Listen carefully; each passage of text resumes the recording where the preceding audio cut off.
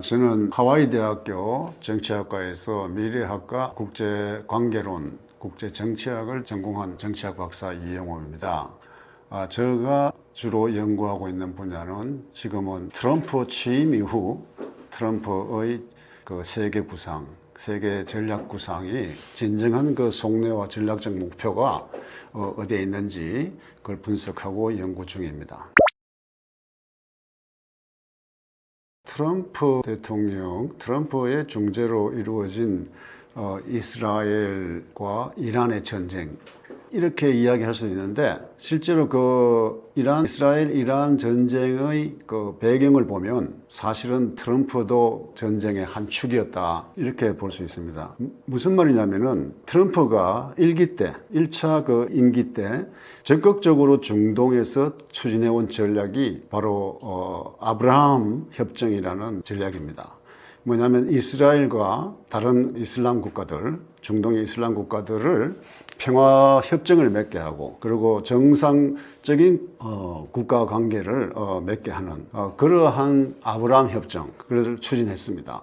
그 1기 때 사실은 사우디와 카타르를 제외한 바레인, 그리고 모로코, 이런 여러 나라들과 이 이스라엘의 그 국교 정상화가 이루어진 단계였습니다. 아프리카의 수단까지도 그 국교 정상화가 이루어진다고 거의 합의까지는 했는데, 불행히도 코비드 팬데믹이 터지고, 그 다음에 트럼프가 정권을 잃고 대선에서 패배하게 됐죠. 거기서 아브라함 협정은 더 이상 추진되지 못했습니다.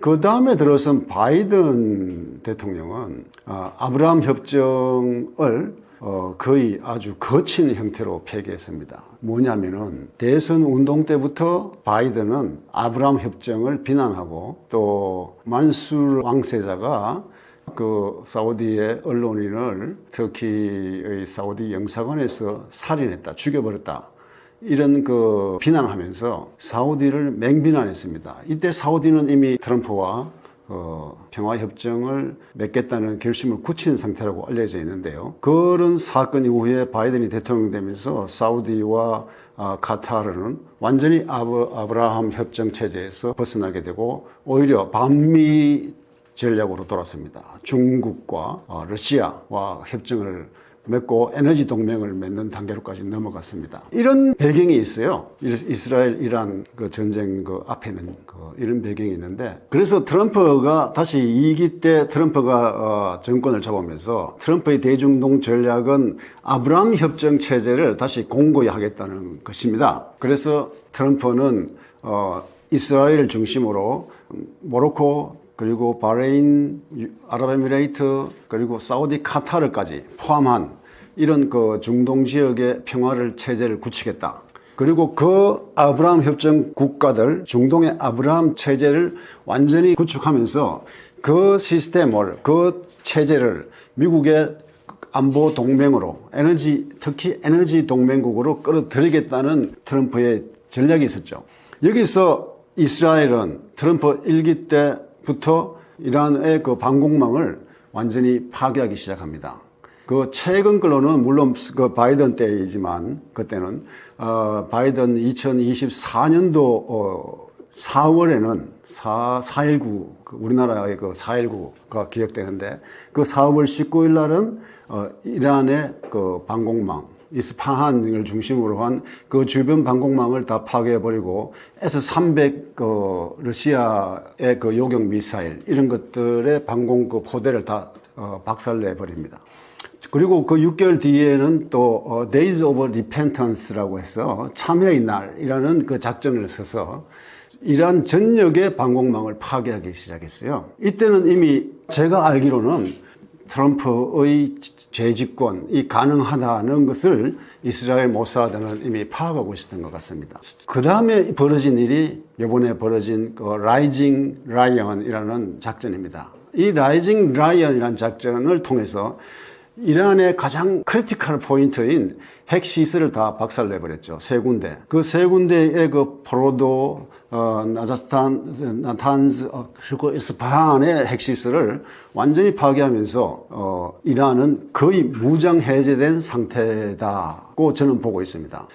여러 언론에서는 이란이 아주 또 강력한 영향을 갖고 있고 또 그 후과가 반드시 미국에게 미칠 거라는 둥, 이스라엘에게 미칠 거라는 둥 이런 이야기를 많이 하는 분들이 있는데 저는 그렇게는 생각하지 않습니다. 방공망이 완전히 깨졌다는 것은 요번에 B2 폭격기가 GUB 57을 갖다가 싣고 적재하고 그 영공을 쳐들어갔을 때 그 조종사들이 한 이야기는 미사일 한 발 날라오지 않았고 한 번도 어떤 조준되는 경험도 없었고 어떤 그런 완전히 무력화된 전투기 한 대 떠지 못했다고 조종사들이 이야기하고 있습니다. 그야말로 완전히 저항이 없는 그런 영공을 갖다가 휘젓고 왔다는 거죠. 그 일은 이란이 그 방공망이 벌써 두 차례에 걸쳐서 완전히 깨지고 그리고 그 전투기와 폭격기가 영공을 침입해 들어오는 것까지 잘 감지 못하고 대응 능력이 없다는 것을 말하는 것이니까 거기에 대해서 숨겨놓은 전력이 있다는 이런 식으로 이야기하는 거는 제가 보기엔 좀 약간 근거가 부족하다 이런 생각이 드네요. 그래서 그런 과정을 본다면 트럼프와 네타냐후 이스라엘 수상은 그의 보조를 잘 맞춘 팀이었다. 그리고 마지막에 그 핵시설 포로들을 때리는 그 벙커버스트들. 그 벙커버스트가 B2의 폭격기에 실려서 와서 폭격을 함으로써 그 핵시설이 완파가 됐다는 최근의 그 판단은 완파가 됐다. 거의 완파가 됐다. 이런 그 판단이 쓰는 거죠. 이 정도로 굉장히 잘 짜여진 팀워크를 보여줬다는 것은 그 트럼프가 단순히 중재를 했다기보다는 트럼프도 그 팀의 한 일원이었다고 보고 있고 그 트럼프가 노리는 바는 상당히 큰 규모에서 큰 그 거대 스케일에서 중동의 평화체제, 이스라엘 중심으로 하는 평화체제를 다 함께 맺겠다. 이런 그 전략이라고 봐야 합니다. 사실 이슬람의 그 일종의 근성이랄까 아니면 또 성격이 잘 패배를 인정 안 합니다. 끈질기게 알라 앞에서 자랑스럽게 여겨지기 위해서 끈질기게 그 자기 자존심을 지키고 그리고 또 내가 아직 죽지 않았다 이런 것을 나타내는 일종의 관습 그런 것들이 있습니다. 관행 아마도 끊임없는 잔파도들 끊임없는 그 잔 공격들 미군 기지를 향해서 로켓을 쏜다든가 이런 일들은 아마도 당분간은 계속될 것이라고 저는 봅니다. 그런데 그것이 전쟁이 아직 안 끝났다라고 말할 수 있는 근거는 전혀 못 된다는 거죠. 이미 메인 주축 전력들은 파괴돼 버렸다는 것이 제 판단입니다. 미국이 지금 압박하는 그 전략 목표는 아까 말했듯이 아브라함 협정을 공고히 중동 지역에 공고히 구축하는 겁니다. 그러면은 이란이 지금의 거의 무장 해제된 상태에서 시아파의 맹주인 이란이 이제 더 이상 중동 지역을 헤집을 수 있는 그런 단계가 이미 지나갔다고 저는 보고 있습니다. 한번 돌이켜보면은 이스라엘의 가자 지구의 하마스가 이스라엘을 갖다가 습격하고 거의 1,몇백 명이나 되는 인질을 잡아 들어갔을 때 그것을 계기로 해서 하마스는 완전히 괴멸되는 상태로 지금 현재 와 있죠. 그 다음에 벌어진 일들이 헤즈볼라와 후티, 예멘의 후티 반군들이 또 이스라엘 공격에 들어왔습니다. 이 하마스, 헤즈볼라, 후티 반군들 그리고 시리아 민병대들 이런 무력 세력들, 국가는 아니죠. 무력 세력들이 이스라엘을 치기 시작함으로써 이스라엘은 거의 내부의 반대도 무릅쓰고 네타냐후 수상은 강력하게 그들을 격파해 나가버립니다. 다시 말해서 이란의 수족들을 잘라버린 거죠. 중동 지역에 이란의 말 한마디면 그리고 한번 눈짓 한 번으로 이렇게 테러를 일으키고 공격을 감행할 수 있는 이런 무장 세력들이 지난 몇 년간에 걸쳐서 하마스의 그 습격 테러 이후로 이제 무력적인 능력들이 제거되어 왔는데 이제는 우리가 확실히 본 것은 이란의 방공망과 기타 주축인 무력들이 파괴되어 버렸다. 그리고 이제는 마지막에 핵시설이 파괴되어 버렸다는 것을 우리가 이제 확정하게 됐죠. 자, 이란에게 남은 것은 무엇일까요? 하메네이가 이끄는 신정체제밖에 없습니다. 그럼 휴전을 통해서 이제 가야 될 길이 뭐가 남았을까요? 애초 트럼프가 원했고, 그리고 이스라엘 나타냐후가 원했던 그 아브라함 협정 체제로 나아가는 길이 남았다는 거죠. 아마도 이슬람의 그 끈질긴 그 전투력, 그리고 그 일종의 그런 그 파괴력, 테러, 자기 목숨을 아끼지 않는 그런 그 알라 앞에서 어떤 그 신성한 순교자가 되고자 하는 그런 것들이 잡으면 계속 이렇게 나가리라 보지만, 만약에 이란이 하메네이가 우리가 완전히 핵을 포기하겠어, 그 대신에 우리는 건드리지 말고 이대로 보존만 해줘, 이렇게 하는 협정을 트럼프는 바라고 있는데, 그 협정에 서명한다면은 아마도 그런 잔잔한 무력 충돌도 사라질 것입니다. 그러면 트럼프는 다시 말하자면 이때까지 미국의 정책은 민주화, 인권의 문제를 가지고, 바이든도 언론인을 죽였다는 거, 인권 문제, 가치 외교, 이걸 주장하면서 사우디와 틀어지고 미국의 5.1 파동이 일어나고 야단났죠. 그런 민주화는 트럼프는 기대하지 않습니다. 오케이, 그럼 너희들은 너희대로 살아. 그렇지, 그 대신에 내가 가는 길을 막지는 마. 이런 쉽게 말하면 그런 전략입니다. 그래서 앞으로 중동의 이란의 핵 포기 협정이 이루어진다면 아마 트럼프가 가고자 하는 그 아브라함 협정 체제로 가는 데는 아마 큰 문제가 없을 거라고 저는 판단하고 있습니다. 뭐 당장 오늘 내일 이루어진다는 그런 이야기는 아니지만, 사실 그 이슬람의 그 오랜 역사적 전통과 습성을 볼 때 일종의 그 모든 생활과 패턴, 또 그것이 이 알라 신에게 바쳐지는 그런 형태의 삶을 살고 있고, 꾸란에 의거한 삶을 살고 있기 때문에 아무래도 중앙에서 강한 통제가 될 수가 없겠죠. 이란에서 그러한 평화협정을 맺는다고 치고, 아니면 핵포기 협정을 맺는다고 치더라도 그 지역마다 군벌들, 그리고 민병대들, 이런 집단들이 자발적으로 일으키는 그런 투쟁, 소위 자기들 말하는 투쟁, 이거는 막을 길이 없을 겁니다. 그것까지 싹 없어지는 시대가 과연 올까? 그렇다고 그런 시대가 아니고 군데에서 테러가 일어나고 한다고 치고, 미군 기지에 공격이 일어난다고 쳐도 그게 대세에 지장을 줄까? 이런 면에서는 저는 이제 트럼프의 전략이 구현되어 가는 길, 바로 아브라함 협정 체제로 가서 전체적으로 마지막에는 트럼프가 바라는 마라라고 협정 체제, 전 세계 체제를 구축하고 골든돔 스트래티지, 골든돔 전략에 의해서 하나의 동맹국을 만들어내는 그런 작업들로 차근차근 진행되지 않겠나 싶으네요. 휴전이라고 말하기보다는 이제 진정한 의미의 휴전 혹은 정전은 이스라엘과 이란 관계에서 볼 때 이란이 완전히 핵을 포기하는 거죠. 이란이 핵을 포기하지 않는 한 이스라엘이 이란을 그냥 둘 리가 없죠. 왜냐하면 이스라엘의 그 안보의 결정적인 위협이 바로 이란의 핵무기니까. 그래서 우리가 이야기를 이스라엘과 이란의 휴전, 정전 이렇게 말하는 것보다 이란의 핵 포기선언, 이 과연 가능할까 하는 문제인데, 저는 가능하리라고 봅니다. 뭐 저는 언제나 될 거야, 가능할 거야, 이런 스타일이니까. 그런데 가능하다면 그 다음에 어떻게 될 것이냐를 갖다가 한번 이야기해 볼게요. 이란의 핵 포기가 된다면, 그리고 그들이 아무리 그런 욕구를 가지고 핵무기를 개발해서 이란 그 중동의 시아파와 수니파가, 사우디는 수니파의 대표 국가고 이란은 시아파의 대표 국가죠. 그 수니파인 사우디가 이란에게는 눈에 가시 같고, 또는 그 꾸란에 배치되는 그런 국가로 나아간다고 생각할지 모르지만, 그래서 중동에 많은 분쟁들이 일어나고 있는 거 아니겠습니까?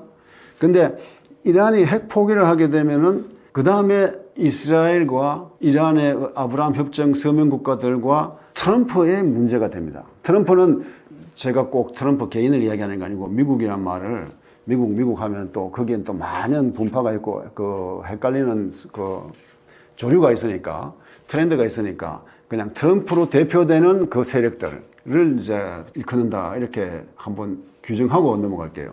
이 트럼프가 아마도 머릿속에 그리는 것은 I2U2라는 체제입니다. I2U2가 뭐냐면은 이스라엘, 이란, UK, US I 2개, U 2개 이 국가들의 하나의 동맹체제입니다.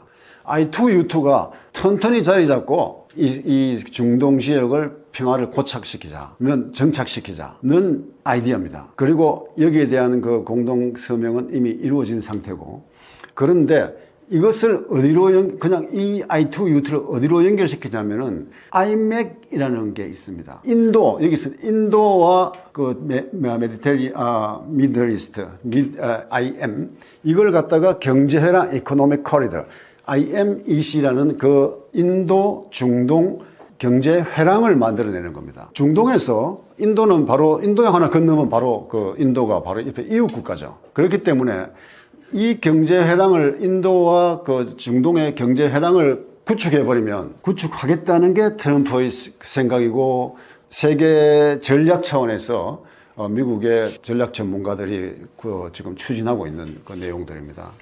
이게 좀 일반적인 언론이나 이런 데서 다루지 않아서 좀 생소하게 느껴질지 모르겠는데 듣고 보면 이게 재밌는 이야기라고 생각되는 게 이 IMEC 그러니까 인도 중동 경제 회랑이 만들어지면 그 사이로 어떤 것들이 구축되어 있었나 하면은 중국 시진핑이 1대1로 사업을 통해서 어마어마한 돈을 들여가지고 파키스탄을 거쳐서 다마스커스까지가 쭉 가는 이 1대1로 회랑이 그게 놓여져 있습니다. 이 1대1로 회랑을 인도와 중동이 딱 끊어버리는 결론이 나오는 거예요.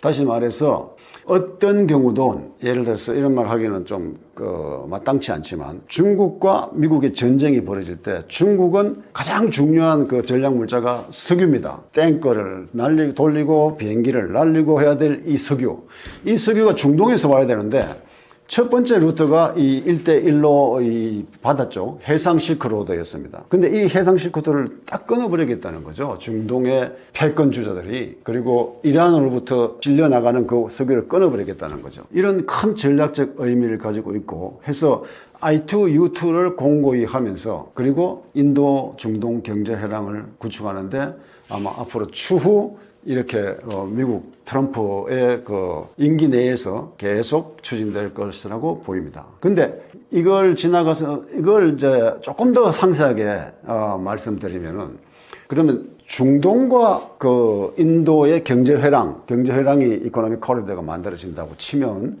당장 생각해 볼 수 있는 게 인도는 쿼드 국가인데 인도 태평양의 네 국가 그 인도 미국, 일본, 호주 이 쿼드 국가인데 그러면 인도 중동 경제회랑은 바로 인도 태평양 전략하고 연결되는 겁니다. 그 인도 태평양 전략은 다시 오커스라는 또 그 세계 전략으로 연결돼 가지고 사실은 한마디로 하자면은 이 모든 일들의 그 출발은 중국을 겹겹이 포위하겠다는 미국의 전략에서 출발되고 있다. 저는 그렇게 보고 있습니다. 제가 말씀드렸던 그 문명의 전환 이게 오고 있다는 그 인식을 트럼프가 하게 되면서 이 모든 말을 하고 협정 체제 그리고 골든 돔 체제 그리고 그 총국가적 글로벌리스트들의 이념적 공세를 저지하는 것 이 삼축 전선에서 트럼프는 자기 나름으로 지금 현재 정책을 추진하고 있고 투쟁을 하고 있다 이렇게 저는 보고 있습니다. 그러면은 트럼프가 지금 좀 전에 말씀드렸다시피 골든돔 체제에 들어올 수 있어. 여기에 입장할 거야, 입장권 살 거야, 말 거냐 하는 것이 첫 번째로 말을 하고 협정 체제를 구축하려는 첫 번째 수단이라면 두 번째 수단은 미국 시장을 트럼프는 자주 어떤 말로 부르냐면 골든 마켓이라고 부릅니다. 미국 시장을 황금 시장이라고 부르는 거죠. 그래서 말을 하고 협정에 서명할 거야 말 거야 입장할 거야 말 거야 하는 그 두 유인책이 바로 이 미국 황금 시장을 무기하겠다는 겁니다. 그래서 트럼프는 미국은 세계 최대의 소비 시장이고 이 미국 시장에 상품을 갖다 팔 수 있는 것은 그것은 어마어마한 경제적 특권이다 이런 생각을 갖고 있습니다. 그건 사실 현실적으로 맞는 이야기고요.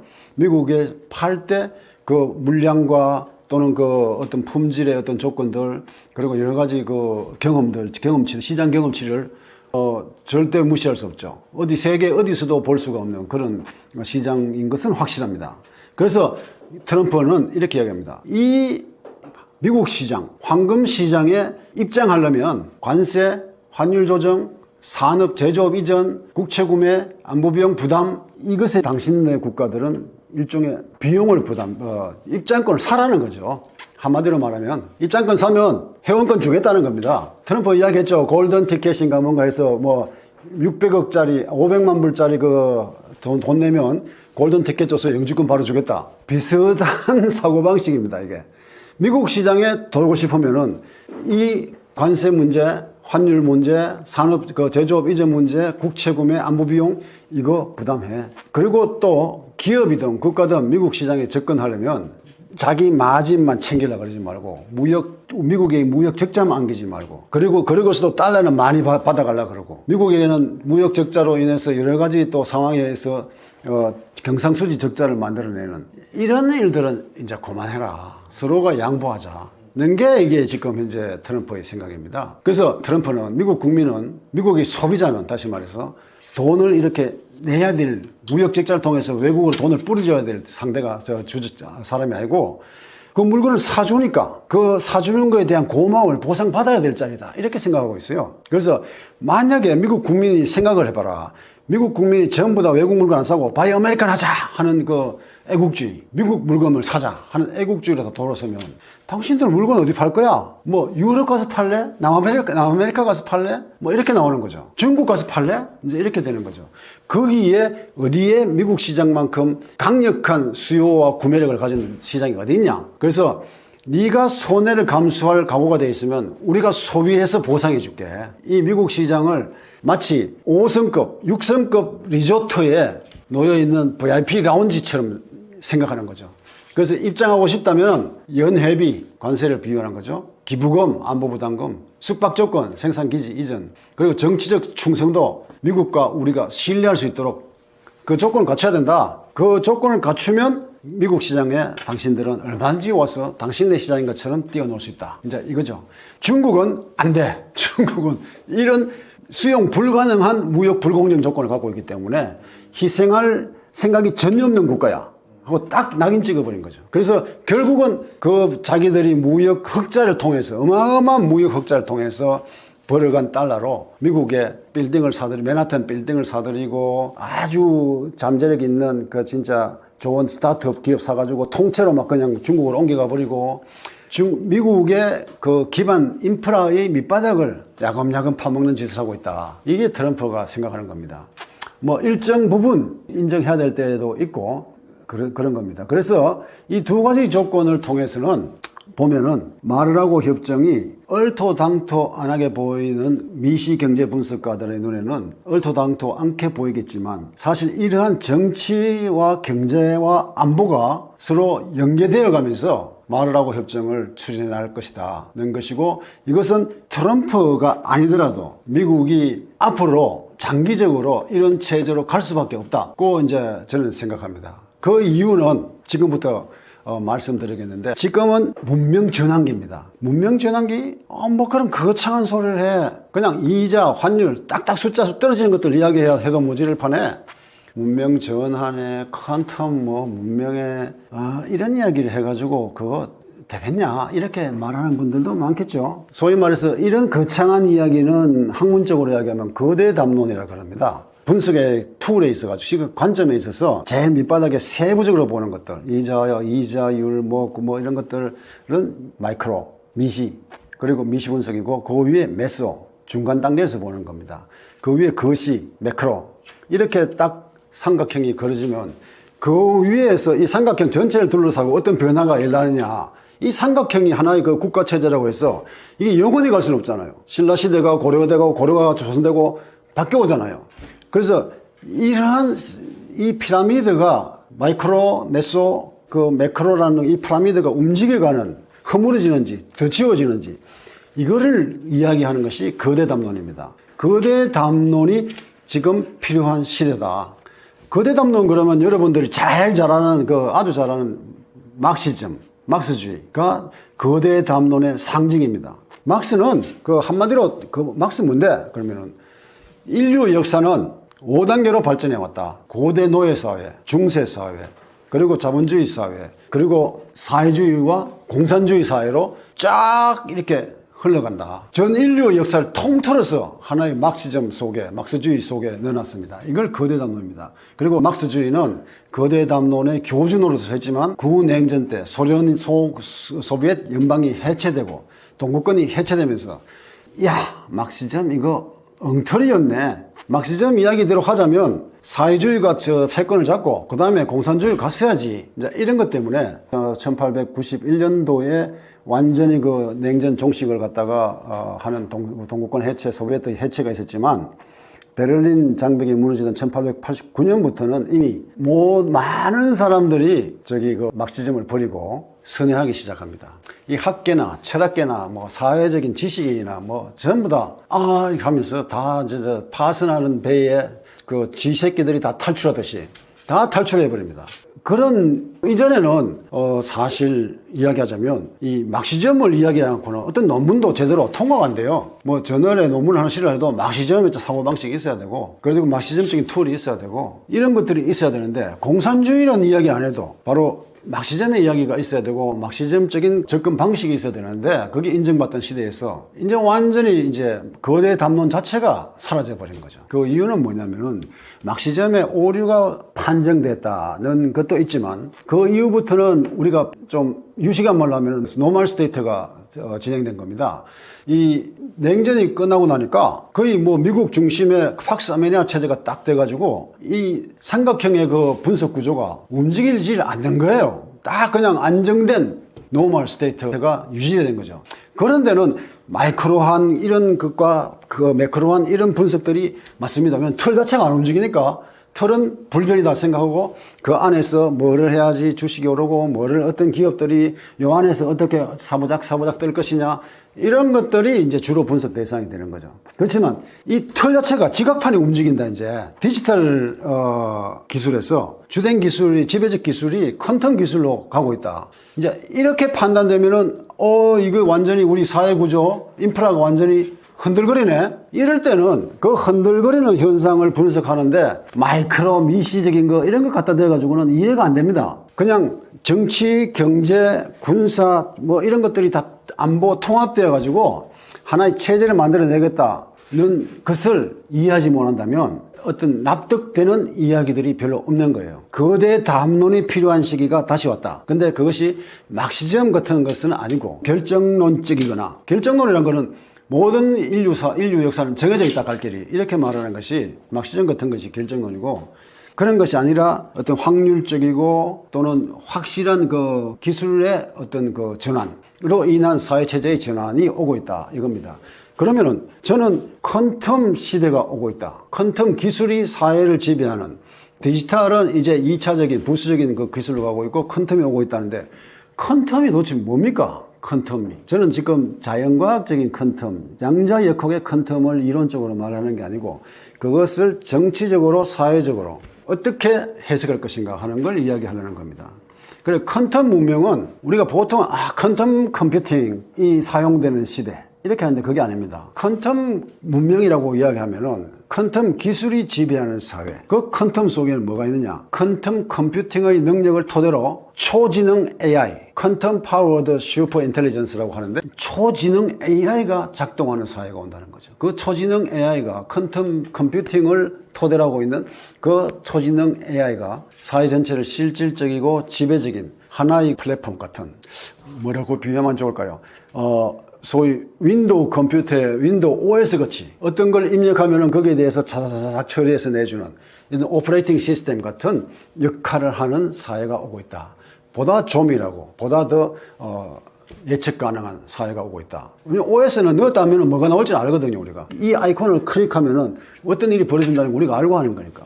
그래서 이제 퀀텀 문명이 진행되고 있는데 어떻게 그럼 변해야 할 것이냐 하는 것입니다. 정보 처리 구조가 이진법 기반의 디지털에서 양자 중첩과 얽힘에 지금 현재 큐비트 시스템으로 돌아갈 거다. 그리고 연산북립 이런 것들이 쭉 여기에 써 있는 이런 것들입니다. 이 중에서 가장 중요하게 말하고 싶은 것은 경제 안보 면에서 이 파괴력입니다.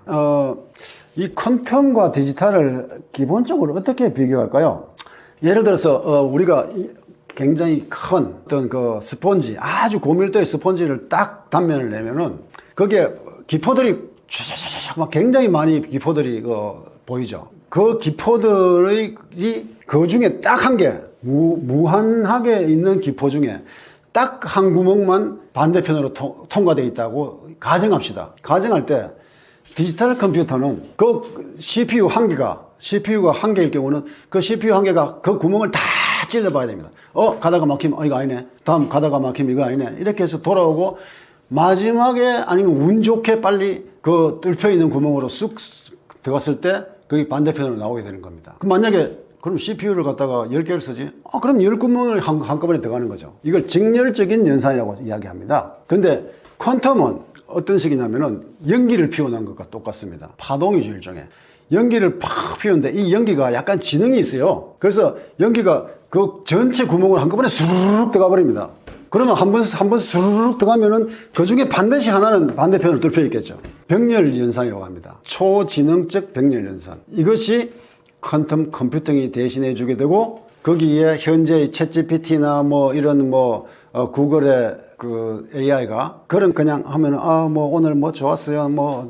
그것은 저는 그렇게 생각합니다. 이 수준이 아니고 굉장히 파워풀한 은행의 어떤 암호 체계나 공격기 암호 방식이나 이런 것들을 바로 깨버릴 수 있는 그 파괴력이 있다는 거죠. 다시 말해서 왜 이렇게 하냐면은 지금 우리 공개 암호키, 퍼블릭 키 방식은 RSI, ECC라고 하는 이런 방식이 있는데 이 방식은 한 번에 한 구멍을 쑤시는 그 CPU가 그렇게 하는 방식이기 때문에 어떤 키가 어떤 암호를 프로그램을 아주 잘 짜가지고 어떤 해킹이 들어왔다 할 때 이 암호 키가 스스로를 갖다가 그 알고리즘에 의해서 바꿀 수 있다고 칩시다. 바꿀 수 있으면 그만큼 자율적으로 바꿔내는 아니면 프로그램에 의한 거지만 디지털에는 자율이라는 게 크게 없으니까 프로그래밍이 되어 있다고 칠 때 양자 기술은, 양자 컴퓨팅은 얘가 어디로 바꿀지에 대해서 이 스폰지의 그 기포처럼, 구멍처럼 수많은 확률 정보를 가지고 다 한꺼번에 진격해버립니다. 그러면 아무리 복잡하게 바꿔나간다 한들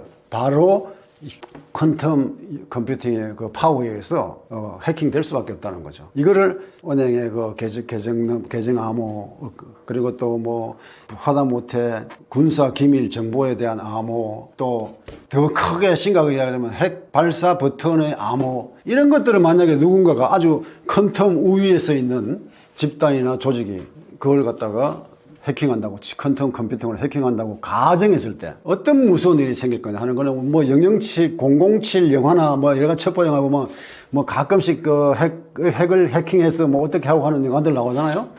그것이 이제는 멀리서 원격에서 할 수 있는 그런 시대가 오고 있다는 거죠. 그래서 이거를 이렇게 알면은 이거 퀀텀이 조금만 더 가다가는 내 은행 정보, 계좌번호, 돈 다 털리지 않을까? 내 주식 다 날아가지 않을까? 내 암호화폐, 비트코인 싹 어느 날 갑자기 깨보면 날아가 버린 거 아니야? 이렇게 스트레스가 막 쌓이죠. 이 스트레스를 퀀텀 모퍼 스트레스라고 합니다. 퀀텀 모퍼 스트레스 때문에 지금 현재 이미 공식적으로 지금 추진 중이지만은 양자 내성 암호화 체계로 전체가 엄청난 돈을 들여가 지금 바꾸는 중입니다. 양자 내성으로. 그래서 그런 스트레스가, 퀀텀 스트레스가 퀀텀 모퍼라는 거는 몰핑의 그 영어인데 탈바꿈 시키는 그 의미입니다. 그래서 제 책에도 보면은 퀀텀 모프라고 여기 빨간 글씨로 써 있지만 디지털의 기존 체계가 전부 다 퀀텀 베이스로 넘어가는 시대가 왔다는 거죠. 그래서 모프라는 것은 보통 영어를 좀 써서 죄송합니다만은 메타몰포시스라 해서 탈바꿈, 탈피, 변태 이런 얘기입니다.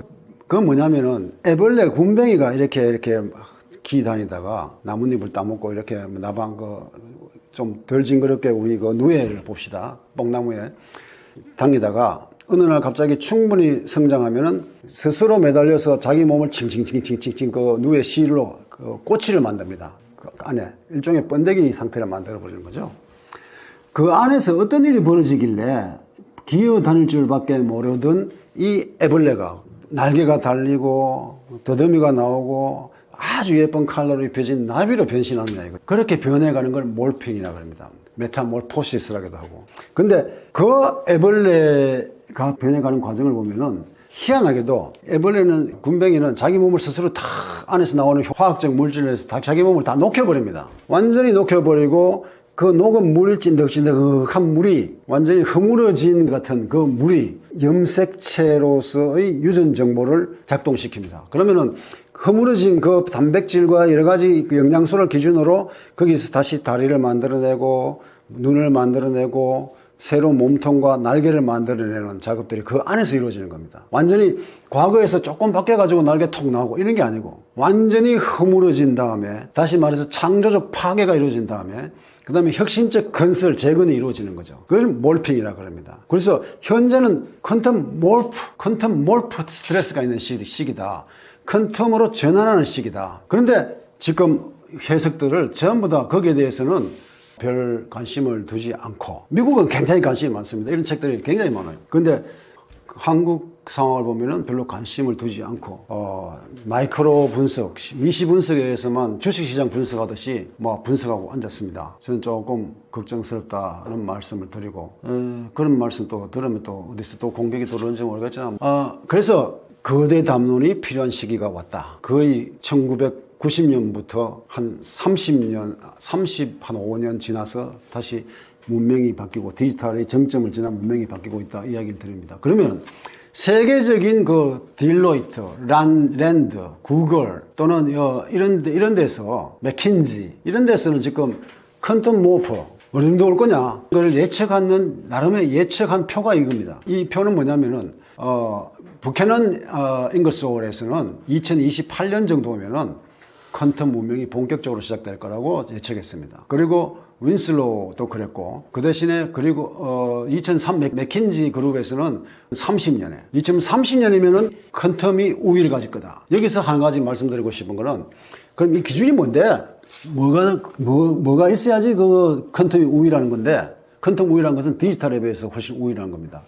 거기에 Q데이라는 개념을 설정했어요. Q데이. Q데이가 뭐냐면은 기존의 디지털 암호, 은행 정보 암호, 무슨 금융 정보 암호, 무슨 군사 정보 암호 이런 그 암호 체계를 퀀텀 컴퓨팅의 능력으로 깨버리는, 해킹해버리는 이 날이 Q데이라고 이름을 붙였어요. 그러면 이 Q데이가 언제 올 것이냐로 퀀텀이 이제 문명적 우세를 정하고 디지털은 쇠퇴의 갈 길을 갈 것인가. 그렇다고 디지털이 완전히 없어지는 거 아니죠. 퀀텀 칩이 들어가야 될 부분이 있고 그 나머지 또 베이스들 인프라들은 또 퀀텀 디지털 그 베이스가 받쳐줘야 되니까.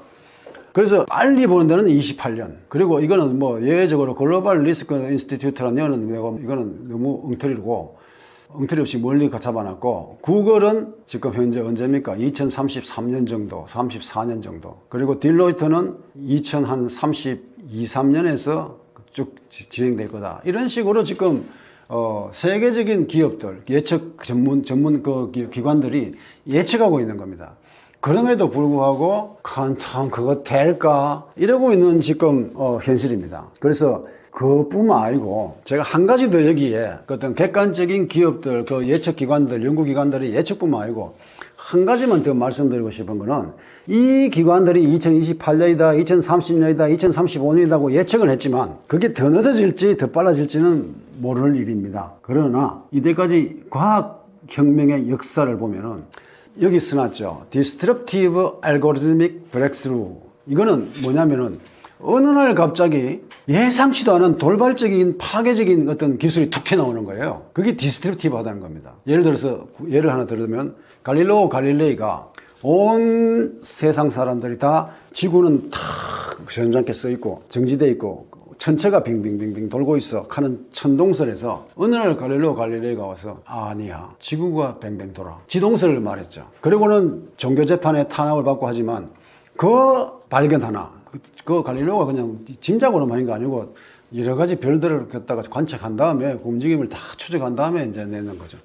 그 인식론의 전도, 그게 배를 타고 끝까지 달려가더라도 지구는 둥글기 때문에 뚝 떨어져가지고 죽는 일 없어. 가보자 하는 일들을 갖다가 만들어내는 겁니다. 바로 중상주의를 만들어내고 지구 끝까지 가서 우리가 장사를 하자는 것도 만들어내고, 지구 끝에 가면 황금으로 된 산이 있는데 그 가서 금을 만들어 캐와서 우리가 벼락부자 한번 돼보자는 그런 일들도 만들어내는 겁니다. 그래서 어느 날 갑자기 별것 아닌 것처럼 보이는 그 과학혁명이 문명을 바꿔낸다는 것이죠. 벌써 일어나고 있습니다. 여기 본래는 그 굉장히 좀 어려운 얘기인데, 양자 게이트라는 게 있는데, 그게 제대로 컴퓨팅이 되려면은 양자 오류를 수정하는 그 메커니즘이, 알고리즘이 1조 5천억 정도의 그 양자 게이트가 필요하다, 이렇게 생각했는데, 얼마 전에 영국에서 논문이 발표되고 실증을 했는데, 이제 양자 오류 수정에 필요한 그 논리적 큐비트는 41만 개로 다 다운돼 버렸다. 단숨에 400배가 넘는 양자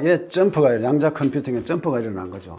그래서 결론은 파괴적 알고리즘은 예측할 수 없다. 지금 이렇게 예측하고 있지만 제가 보기에는 더 빨리 올 수도 있다는 게 퀀텀 모프 시대입니다. 그래서 퀀텀 문명 이야기는 여기까지만 하고, 그러면 왜 그런 기술, 퀀텀 기술 때문에 지금 트럼프는 세계를 마라라고 협정 체제국과 마라라고 체제에 들어올 수 없는 국가로 딱 이중 구조로 나누려고 그러느냐, 그 이야기를 한번 말씀드릴게요. 퀀텀은 지금 말씀드렸지만은 어떤 퀀텀을 다른 국가나 다른 기업보다 더 퀀텀 기술이 더 뛰어난 기술을 갖고 있으면 상대의 디지털 기반 혹은 낮은 정도의 그 낮은 수준의 그 퀀텀 암호는 바로 그 뛰어난 연산 속도로 말미암아서 바로 잡아먹어 버립니다.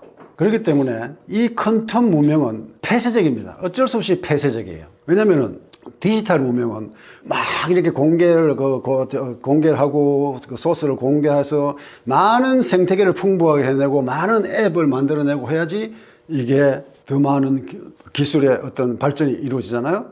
그리고 그러한 기술의 속성 때문에 공개적이고 개방적입니다, 디지털은. 근데 퀀텀은 이 파괴력 때문에, 그리고 퀀텀 역학이 너무나 어려운, 접근하기 힘든 전문적인 그 지식이라는 것 때문에 여기에 대해서 적성국이나 적대적이거나 신뢰할 수 없는 국가나 기업과는 공유할 수 없는 겁니다. 바로 퀀텀의 폐쇄성이라는 성격이죠. 그래서 이러한 것을 만약에 퀀텀 기술이 만약에 그 미국의 IBM이 최근에 이제 그저께 IBM이 그 발표를 했는데 29년에는 완전히 실용성 있는 퀀텀 컴퓨터를 만들어내겠다고 하고 로드맵을 3단계로 나눠서 짰어요.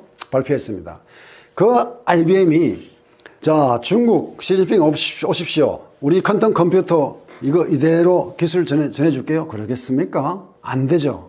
퀀텀 문명은 기술 접근성에 대한 신뢰 장벽이 딱 막고 있는 겁니다. 거기에 입성하려면은 높은 비밀을 접근할 수 있는 권한, 그런 권한을 가진 라이센스를 가져야 되는 거예요. 그래서 이 퀀텀 기술의 본질적으로 퀀텀 기술은 지능입니다. 이런 지능, 초지능. 그래서 이런 초지능을 가진 국가가, 초지능을 가진 기업이 다른 저수준의 지능을 가진 국가나 사회적 기업보다 더 우월할 것이라는 것은 당연한 것이고, 그 퀀텀 문명의 초지능 AI가 바로 국가의 위계를 결정한다. 세계적인 위계를 결정할 것이다. 그래서 퀀텀 문명은, 트럼프는 이러한 속성을 이해하고, 이런 시대가 오고 있어? 이런 시대가 오면은 이거 어떻게 되는 거야? 마라라고 팀이 연구하고 본 다음에, 그러면은 이런 국가들하고는 퀀텀을 이해할 수도 없고, 퀀텀의 기술을 개발할 수도 없고, 접근도 안 되는 이런 국가들하고는 이제 같이 갈 수가 없네. 어쩔 수 없이 우리는 이제 신뢰 기반의 이중적인 그 서큐트, 이중적인 체제로 가야 되겠네. 거기서 이제 모든 게 이제 하나로 통합되는 겁니다.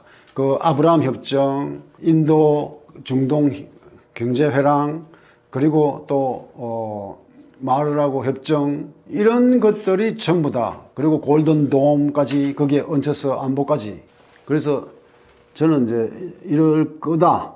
문명이 발전하고 그 퀀텀 기술이 2029년에서 34년 사이에 일반적인 지배 기술로 등장한다면 이런 시스템으로 갈 수밖에 없겠다는 생각을 합니다. 트럼프 팀들은 그것을 먼저 깨달았다는 거고, 저는 뒤에 따라가면서 그걸 분석해내서 알게 된 스타일이고, 입장이고, 그럼에도 불구하고 제가 한국에 대해서 걱정하는 것은, 제가 뭐 걱정한다고 될 일은 아니지만, 퀀텀 기술은 말이죠.